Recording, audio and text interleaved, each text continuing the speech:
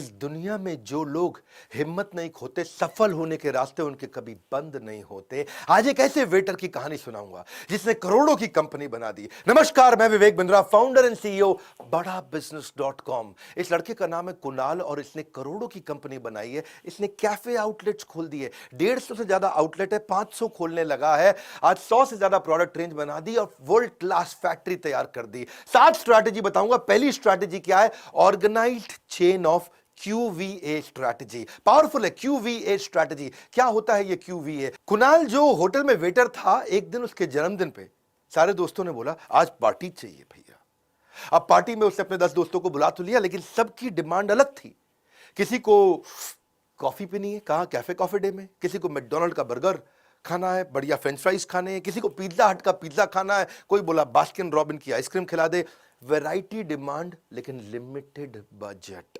इतने कम बजट के अंदर काम करना है। इसका मतलब क्या हुआ? अब उसको 3 गुना ज्यादा पैसा खर्च करना पड़ता अगर वो सबको अलग अलग जगह लेके जाता, और टाइम का चक्कर था।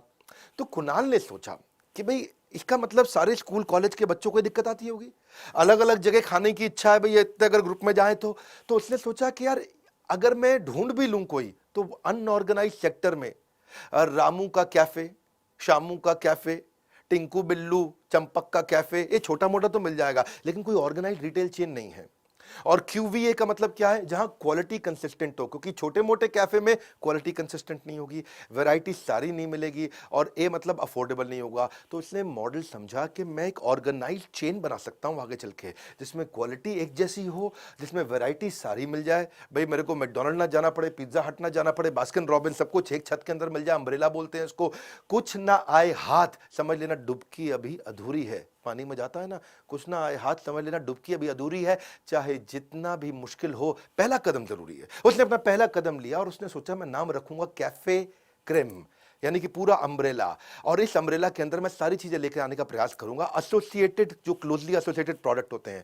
तो उसने देखा कि 15 से 25 साल के बच्चे क्या खाते हैं, 25 से 40 साल के आदमी लोग क्या खाते हैं, औरतें क्या खाती हैं, और 40 के ऊपर के लोग क्या खाते हैं, चॉकलेट सैंडविच, फ्राइज, आइसक्रीम, अलग अलग इसने कैटेगरी के हिसाब से सोचा। अब करते करते सारी वैरायटी तो मैं यहां कवर कर दूंगा, लेकिन मेरी स्ट्रेंथ क्या है? क्या वैरायटी मेरी स्ट्रेंथ है? तो मेरे वीडियो देख देख के इसने अपनी दूसरी स्ट्रैटेजी बनाई, इसको बोलते हैं बिजनेस मोट।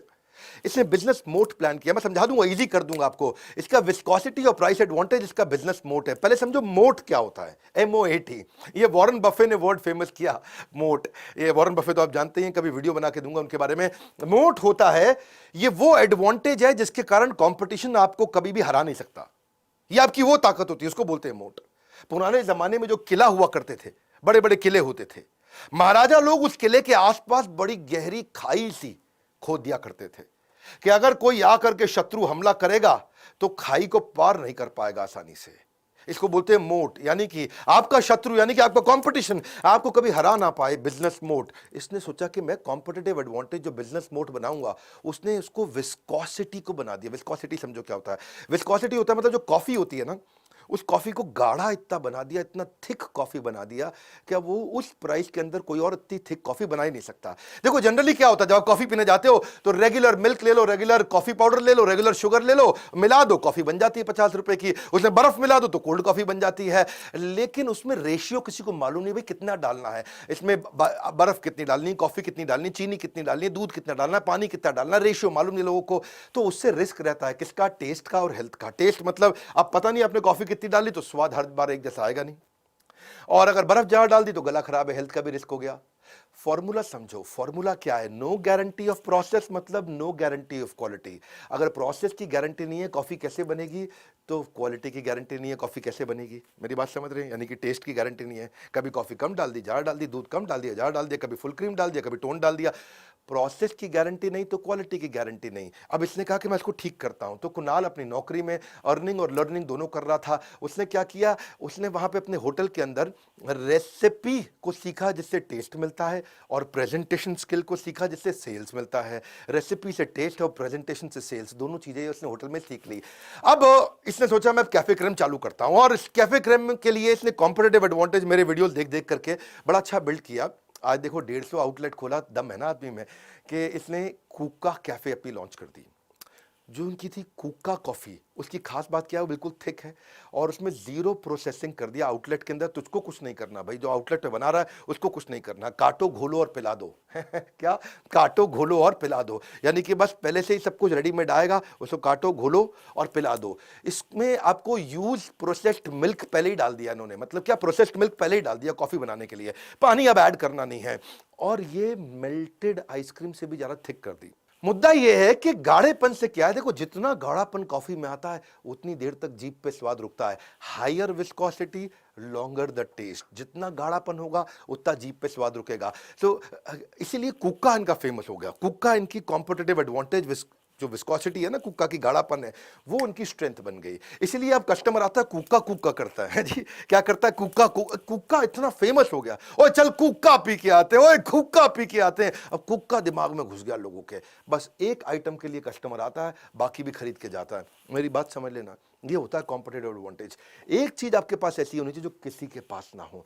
मेन मुद्दा पता है क्या है कि ना कोक का फॉर्मूला किसी को मालूम है, ना कुक्का का फॉर्मूला किसी को मालूम है। कोक कैसे बनती है वो भी नहीं मालूम, और इसने अपना कुक्का कॉफी बना दी, उसका फॉर्मूला भी किसी को नहीं मालूम। देखो, अगर आपको भी है ना बिजनेस करने का सुरूर, तो आप भी आइए हमारे साथ, आईबीसी बनिए जरूर।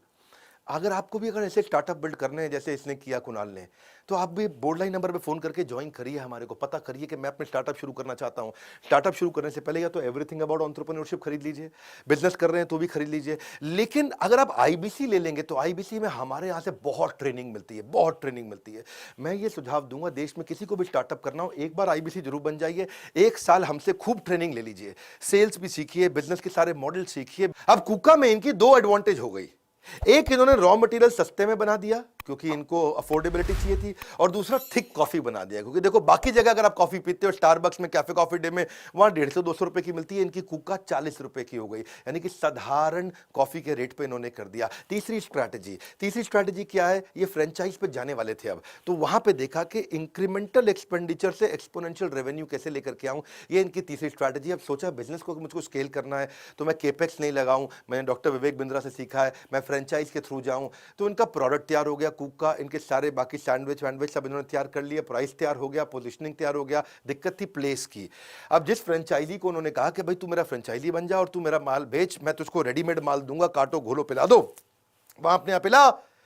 लेकिन वो जो फ्रेंचाइजी था वो कई बार गलत लोकेशन पे खोल देता था, उससे उसको कम रेवेन्यू और फ्रेंचाइजी अपसेट, क्योंकि अगर उसका फुटफॉल कम है, अगर आपने खराब लोकेशन ले लिया, फुटफॉल मतलब लोग चल के आते हैं ना, फुटफॉल कितने फुट पहुंचेंगे आपके यहां, अगर लोकेशन खराब है तो फुटफॉल कम होगी तो आरओआई कम होगा, lower footfall lower ROI directly proportionate है।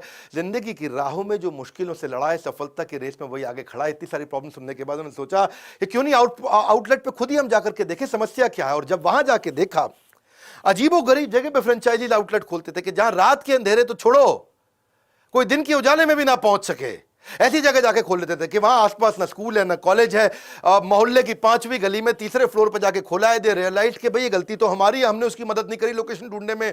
तो उन्होंने बनाया manual of location and specification, एक अच्छा बढ़िया मैनुअल तैयार किया। इन्होंने देखा कि अगर मैं लोकेशन अच्छी दिला दूं तो वो रेवेन्यू को मल्टीप्लाई करता है। फॉर एग्जाम्पल, 5वीं गली की तीसरी मंजिल पे जाके लोगे 15,000 रुपए किराए पे मिल रहा है, लेकिन पहली गली के ग्राउंड फ्लोर पे ले लिया तो 30,000 किराए पे मिल रहा है। इन्होंने देखा कि 15,000 किराए का जो रेस्टोरेंट खोलता है सामने वाला, जो कैफे खोलता है, उसमें 1 लाख की सेल करता है, 30,000 रुपए किराए पे खोलता है, उसमें 4 लाख की सेल करता है। तो देखा क्या, खर्चा हुआ डबल, 15,000 से 30,000, और रेवेन्यू हो गया 4 टाइम्स, 1 लाख से 4 लाख, यानी कि खर्चा 2 गुना पर रेवेन्यू 4 गुना। मेरी बात यहां भी समझना, खर्चा बहुत बड़ा भी नहीं है वॉल्यूम में। 15,000 रुपया फालतू खर्च करके 3 लाख रुपया उसको फालतू मिल रहा है, यानी कि 2,85,000 रुपए का सीधा सीधा फायदा हो रहा है। इन्होंने लोकेशन पे ध्यान देना शुरू किया कि भाई डिस्टेंस मेन रोड से कितना है, पार्किंग स्पेस है कि नहीं है, आजू बाजू स्कूल कॉलेज है कि नहीं है, नेबरहुड की कम्युनिटी कैसी है, लोग कैसे रहते हैं वहां पे। तो स्कोर बोर्ड बना दिया कि भाई जैसे जैसी लोकेशन लोगे उस पर मैं स्कोरिंग करूंगा। अगर लोकेशन अच्छी है तो भाई ग्राउंड फ्लोर है कि नहीं है, वाटर सप्लाई है नहीं है, रेंट कितना है, डिपॉजिट कितना देना है, करंट आउटलेट से कितना दूर है, पार्किंग स्पेस है कि नहीं है, सीटिंग स्पेस और फ्रंट कितना बड़ा है, फुटफॉल कितने, लोग कितने आते हैं वहां पे। और फिर लोकेशन के बाद इन्होंने उसको अलग अलग सपोर्ट दे दिया, आर्किटेक्ट, एक्सटीरियर कैसा लगेगा, फ्रेम्स कैसे होंगे, मेन्यू बोर्ड कैसा होगा, वॉलपेपर कैसा होगा। तो उससे ब्रांड यूनिफॉर्म भी हो गया। और किचन अप्लायंस मशीन एक ही जगह से लेनी शुरू कर दी, टी शर्ट, एप्रन, कैप, ये सब सबको पहना दिया। अब फ्रेंचाइज चलने लगे। लेकिन अब कंसिस्टेंट करना था और इसको इजी करना था, तो चौथी स्ट्रैटेजी वो क्या है, QA, quality assurance with blend and serve strategy. Simple, मैंने बताया था ना, काटो घोलो लगा दो, ब्लेंड एंड सर्व, बड़ा सिंपल कर दिया उन्होंने और कैफे खोल दिया। अब कैफे खोलने में या जब, अच्छा एक बात समझिए, जब भी कोई आदमी कैफे खोलेगा तो या तो वो होटल बैकग्राउंड से होना चाहिए, या वो खुद शेफ होना चाहिए, भैया सैंडविच बनाए, सब बनाएगा, पास्ता बनाएगा, पिज्ज़ा बनाएगा, बर्गर बनाएगा, फ्रेंच फ्राइज बनाएगा, या तो खुद से शेफ होना चाहिए, या फिर किसी शेफ को हायर करे, या किसी होटल के कंसल्टेंट को ले आए, सबसे खर्चा बढ़ जाता है। तो उन्होंने सोचा कि मैं कुछ ऐसा कर दूं कि ब्लेंड एंड सर्व हो जाए, मतलब 2 मिनट में खाना खिला दें, 5 मिनट में बढ़िया सा कॉफी वॉफी बना के पिला दें सब उसको। तो हर चीज को उन्होंने ब्लेंड एंड सर्व पे डाल दिया कि इजी कर दे, वहां पे फ्रेंचाइजी को कुछ ना करना पड़े, फ्रेंचाइजी इसमें कुछ मिलावट भी ना कर सके। तो उन्होंने पूरा रॉ मटेरियल अपनी तरफ से बना के दे दिया, जिसकी रेसिपी पहले से फिक्स्ड हो गई। अब फ्रेंचाइजी अपने आप से तो कुछ बना नहीं सकता, कुछ गलती करेगा, या गलती करने से पहले कम से कम 100 बार सोचेगा, क्योंकि भैया एक जैसा रॉ मटेरियल आ रहा है, एक जैसा टेस्ट आएगा। इसके लिए वो लोगों ने ऑडिट भी करना शुरू किया कि फ्रेंचाइजी कुछ अपनी तरफ से ना मिला है, उनको रॉ मटेरियल हम ही देंगे, वो हाइजीनिक रहेगा। कस्टमर सर्विस को आके चेक करने लगे, फिक्स्ड रेसिपी को चेक करने लगे। अब क्योंकि सारी चीज़ें ये पहले से ही फिक्स बना के दे रहे थे, अब आपको मास्टर शेफ नहीं चाहिए, ट्रेनी शेफ से काम चल जाता है। मास्टर शेफ 1,20,000 रुपये महीना ले लेगा और ट्रेनी शेफ खाली 12,000 रुपये महीने में काम कर देगा आकर के, तो आपका पैसा बच गया, क्योंकि काटो घोलो और पिला दो, काटो घोलो और खिला दो, बड़ा सिंपल हो गया ये। इसके लिए अब आप में रिपीटेबिलिटी आ गई, वरना अगर होता क्या है, अगर स्टाफ चेंज हो गया तो टेस्ट चेंज हो जाता है। भैया आपके यहाँ जो छोटू बनाता है खाना, वो अगर छोटू बदल के उसकी जगह रामू आ गया, शामू आ गया, तो टेस्ट बदल गया जी, कॉफ़ी अलग पिलाएगा, सैंडविच अलग खिलाएगा। अब यहाँ पे वो सिस्टम है ही नहीं, यूनिफॉर्मिटी आ गई, स्टैंडर्डाइजेशन हो गया है। आज तक 10 लाख कुक्का के ग्लास उन्होंने बना के पिला दिए लोगों को। तो रॉ मटेरियल भी कंट्रोल हो गया और डिस्पैच के टाइम पे इनकी फैक्ट्री से वो भी कंट्रोल हो गया, काटो घोलो पिला दो का पूरा सिस्टम ही कंट्रोल हो गया। बड़ी बात नहीं है, होटल का वेटर भी आज बिजनेस कर सकता है, अगर बेसिक चीजें आप मेरी कम से कम फ्री वीडियो से सीखो। अगर बहुत सीरियस हो बिजनेस के लिए तो हमारा कोर्स खरीदो। 5वीं स्ट्रैटेजी B2B सपोर्ट उन्होंने किया। B2B सपोर्ट मतलब मेरा बिजनेस है, मेरा नाम है कैफे क्रेम, मैं अपने फ्रेंचाइजीज को ऐसा सपोर्ट दे दूं कि दिक्कत ही ना आए। फ्रेंचाइजी को सपोर्ट क्या दूं, जब उनको रॉ मटेरियल चाहिए, क्योंकि वो वहां कुछ नहीं करेंगे, सब कुछ मैं ऐसा रॉ मटेरियल दूंगा कि वहां बस 5 मिनट में फटाफट खिला पिला देंगे। ऐसे इन्होंने कैफे क्रेम बनाया। तो उसके लिए लॉजिस्टिक्स बड़ा इंपॉर्टेंट था, पर लॉजिस्टिक्स में दिक्कत आती थी, लॉजिस्टिक्स इनका खुद का नहीं था, थर्ड पार्टी हुआ करता था। तो उन्होंने खुद की ही गाड़ियां लगा दी, क्योंकि थर्ड पार्टी में क्या है, अगर 80% माल टाइम से पहुंचा, 20% नहीं पहुंचा तो भी दिक्कत थी, या माल खराब होकर पहुंचा तो भी दिक्कत थी। तो उन्होंने सारी अपनी गाड़ियां लगा दी, इन्वेस्टमेंट किया उसमें, सेल्फ ओन्ड पहले कवर्ड व्हीकल बनाई और बाद में उसको रीफर वैन भी कर दिया। रीफर वैन वो होती है जिसमें -20 डिग्री टेम्परेचर में आइसक्रीम का आइटम पहुंचे, कॉफी का आइटम पहुंचे -20 डिग्री टेम्परेचर में, रीफर वैन लगा दिया। अब उससे उसकी शेल्फ लाइफ बढ़ गई, प्रोडक्ट की टाइमली पहुंचने लग गया। इसको बोलते हैं B2B support, business to business support. अब देखो शेल्फ लाइफ अगर आइटम की बढ़ गई, बाकी आइटम कोई कॉफी की है वो हफ्ते भर में 9 दिन में खराब हो जाएगी, 9 महीने तक चलती रहेगी। रॉ मटेरियल टाइम से पहुंचा, इससे वेस्टेज कम हो गई और थर्ड पार्टी पे कोई डिपेंडेंसी नहीं, इन्होंने खुद ही करना शुरू कर दिया और मटेरियल की शेल्फ लाइफ तो अपने आप कंट्रोल में आई गई। फिर B2B सपोर्ट में टेक्नोलॉजी देनी पड़ती है थोड़ी, जैसे क्या है, जो बेचारा वहां पे इनके यहाँ जो आउटलेट होता है, उस आउटलेट में जो खाना खिलाएगा, समझो बहुत बढ़िया लर्निंग्स है, मेरे हर वीडियो में पावरफुल लर्निंग है। वहाँ जो खाना खिलाता है, जो बना के देता है, वहाँ उसका रॉ मटेरियल खत्म है तो बेचारा वो लड़का बताना भूल जाता है बॉस को कि सर मेरा रॉ मटेरियल खत्म हो रहा है पीछे से, और बताना भूल जाता है। तो अगला लड़का आता है, वो आकर के बताता है बॉस को, ओह भाई साहब, ओ यार तो कॉफी का माल ही नहीं पड़ा, अब क्या करूं मैं, है जी। और वो कस्टमर खड़ा है, अभी कॉफी पिलाओ कॉफी पिलाओ, और कॉफी पिला नहीं पा रहे हैं। तो बेचारा फ्रेंचाइजी ओनर जो है ना, वो इग्नोरेंट रहता है, उसको पता नहीं चलता, कस्टमर अब रिटर्न कर जाता है बिना परचेज किए। तो उन्होंने सोचा कुछ ऐसा सिस्टम बनाते हैं कि जैसे जैसे बिल जनरेट होगा, जैसे जैसे बिल जनरेट होगा, रॉ मटेरियल का स्टॉक घटेगा, यानी कि सॉफ्टवेयर पे दिखाई पड़ेगा कि भाई बिल बना, रॉ मटेरियल का स्टॉक सॉफ्टवेयर में कम होता हुआ दिखने लग जाएगा और आपको नोटिफिकेशन आ जाएगा कि भाई ऑर्डर कर लो रॉ मटेरियल। तो जैसे जैसे बिल बनता जा रहा है उसको नोटिफिकेशन आता जा रहा है। तो ये इन्वेंट्री और बिलिंग सॉफ्टवेयर है, ये आपको स्टॉक मैनेजमेंट में और आपके बिलिंग में हेल्प करेगा। बड़ा अच्छा B2B बना दिया, बहुत powerful strategy, margin versus ROI, इसको बोलते हैं FSN analysis, fast moving, slow moving, non moving. अब इनके यहाँ ना बहुत सारे थे जो इनके फ्रेंचाइज ओनर्स थे, आउटलेट अच्छा हो गया, लॉजिस्टिक्स अच्छा हो गया, सब कुछ ठीक हो गया, मैनेजमेंट भी ठीक हो गया, लेकिन अभी भी फ्रेंचाइजी पैसा नहीं कमा रहा था, वो बिल्कुल अपसेट था क्योंकि उसका रोटेशन नहीं होता था।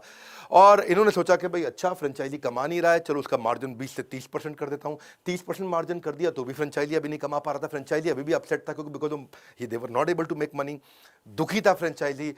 क्योंकि मुद्दा क्या था, फ्रेंचाइजी को जब ये 1 लाख रुपए की इन्वेंट्री देते थे वो उसको 2 महीने में बेचता था। 1 लाख रुपए का माल आया, 2 महीने में बिका। अगर 30% मार्जिन है तो 1 लाख रुपए पे 30,000 रुपया बचा। सुनना मेरी बात को, 1 लाख पे 30,000 बचा, लेकिन कितने महीने में? 2 महीने में। यानी कि 1 महीने में 15,000, अगले महीने में 15,000, जनवरी में 15,000, फरवरी में 15,000। 15,000 पे लेके करेगा क्या? इससे अच्छा तो चौकीदार की नौकरी ना कर ले, चौकीदार को 18,000 रुपये महीना मिल जाता है।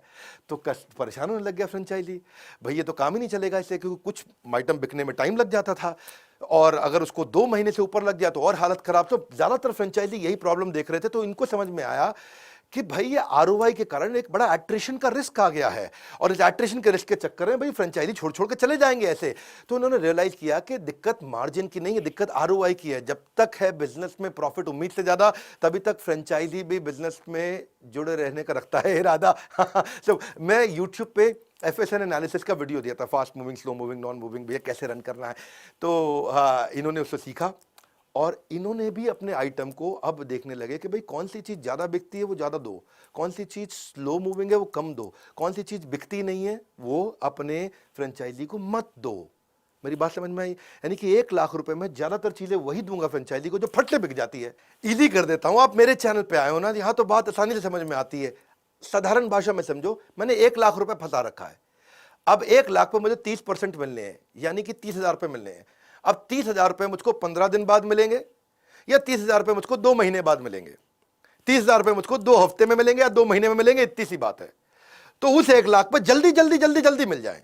अगर हर 15 दिन में 30,000 रुपए मिलेंगे तो 2 महीने में तो वो 1,20,000 रुपए हो गया ना। इसको बोलते हैं आरओआई। मार्जिन अगर 40% भी होता, लेकिन माल जल्दी जल्दी नहीं बिके, तो उस महीने में मेरे फंसे हुए पैसे की कमाई आएगी नहीं। और बस ये आरओआई जैसे इन्होंने बनाया, ये गेम चेंजर हो गया, क्योंकि माल जल्दी जल्दी बिकने लगा। जल्दी जल्दी बिकने का मतलब है वही 1 लाख रुपया मुझको अब महीने में 15-15 दिन में कमा के दे रहा है, और वही 1 लाख रुपया अगर फंसा लेता तो 2 महीने बाद कमा के देता। 15 दिन वर्सेस 2 महीना, यहां पे गेम चेंज हो गया। 4 गुना की आरओआई में ग्रोथ आ गई, फ्रेंचाइजी रुकने लगा। सातवां वॉइस ऑफ कस्टमर, जो आपको बढ़ाता है वो तो आगे VOC, वॉइस ऑफ कस्टमर ही बढ़ाएगा। कस्टमर ही बताएगा दिक्कत क्या है। जब इनके फ्रेंचाइजी बढ़ाने लगे तो कस्टमर आता था लेकिन वापस नहीं आता था। कस्टमर आता था, ये सोचे वापस क्यों नहीं आ रहा। वॉइस ऑफ कस्टमर थी कि भाई नहीं चलेगा, नहीं आऊंगा, नहीं चलेगा, नहीं आऊंगा, नहीं आ रहा था। कैफे क्रेम ने सोचा भाई क्या किया जाए, कस्टमर को रोके कैसे। उन्होंने देखा जाकर के सारे आउटलेट पे प्रॉब्लम ही कुछ और है। प्रॉब्लम क्या है कि जो स्टाफ था वो प्रॉपर ड्रेस में नहीं था, अनक्लीन था, बिना नहाए आता था, बदबू मारता था। और उस customer experience, customer experience, customer experience, क्योंकि जब बदबू आएगी कस्टमर एक्सपीरियंस खराब हो जाएगा। वही स्टाफ को बातचीत करना नहीं आता था, अनक्लीन डेस्क हुआ करता था जहां पे खाना खिलाते थे, ट्रे जो थी वो गंदी पड़ी रहती थी, आपका सफाई नहीं होती थी, एसी काम नहीं करता बदबू आने के कारण, और जब एसी भी काम ना करे और बदबू भी भर जाए तो और दिक्कत आती है। यूज्ड प्लेट और कप ऐसे ही टेबल पे पड़े रहते थे, उसको साफ नहीं करते थे। तब इन्होंने कंप्लेंट रिड्रेसल मैनेजमेंट प्रोसेस चालू किया कि भाई कस्टमर मुझको कंप्लेन कर सके। कैसे करेगा, वहां बड़े बड़े बोर्ड लगा दिए कि भाई हमारे को ईमेल कर दो या फोन पे कंप्लेंट कर दो, और एक स्पेशल टास्क फोर्स बना दी कंप्लेंट मैनेजमेंट सिस्टम के लिए। और अब कस्टमर उनको वेबसाइट से, ईमेल से, कॉल से कंप्लेंट करता था तो उनकी सर्विस की टीम तुरंत फ्रेंचाइजी को वापस फोन करती थी।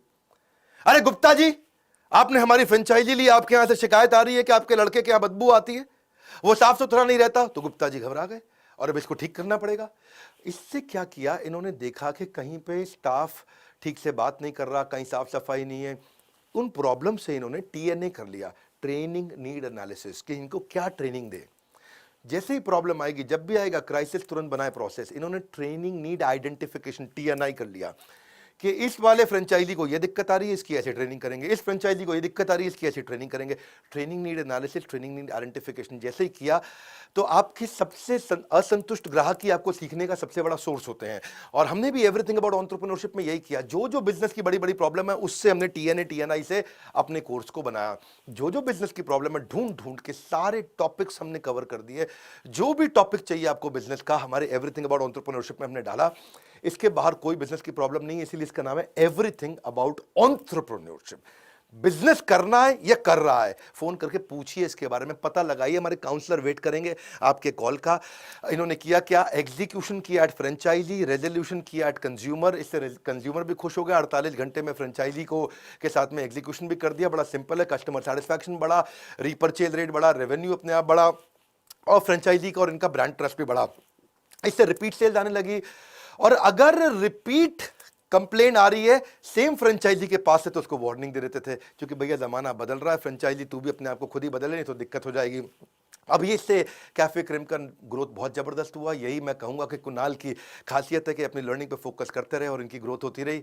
वैसे एक बात है, जो बिजनेस को लेके सीरियस हो उसको ये वीडियो जरूर दिखाइए, शेयर करिए। मैं एक से बढ़कर एक पावरफुल केस स्टडीज बना रहा हूँ। ये तो मेरे ही स्टूडेंट थे कुणाल, जिन्होंने हमसे सीखा, आज एवरीथिंग अबाउट एंटरप्रेन्योरशिप सीख रहे हैं, कंटिन्यूसली अपने बिजनेस को ग्रो कर रहे हैं। एक होटल का वेटर भी कहां से कहां पहुंच सकता है। फ्री वीडियोस मैं देता ही रहूंगा। किसी बिजनेस पर्सनालिटी पे चाहते हैं कमेंट बॉक्स में बताइए, स्पोर्ट्स पर्सनालिटी पे चाहते हैं कमेंट बॉक्स में बताइए। सोचता हूं कभी जैन समाज, बनिया समाज, मारवाड़ी समाज, इन पे भी वीडियो बनाऊं। सोचता हूं किसी बढ़िया किसी कंट्री, वो कंट्री कैसे ग्रो कर गया, उस पे वीडियो बनाऊं। कमेंट बॉक्स पे आप मेरा साथ देते जाइए, मैं एक से बढ़कर एक पावरफुल वीडियो दूंगा। फ्री में भी वीडियोस, हमारे बराबर के हमारे से टक्कर कोई नहीं ले सकता। पड़े हो किस चक्कर में, विनम्रता से कोई नहीं है टक्कर में। लाइक करके खूब उत्साह बढ़ाइए, नए हैं तो सब्सक्राइब करिए। बोर्ड लाइन नंबर पे फोन करके अगर बिजनेस में इंटरेस्टेड है तो जरूर पता लगाइए, काउंसलर आपकी मदद करेगा। हमारे साथ जुड़े रहने के लिए, वर्ल्ड का नंबर 1 एंटरप्रेन्योरियल यूट्यूब चैनल बनाने के लिए हृदय की गहराइयों से प्रेम पूर्वक बहुत बहुत धन्यवाद।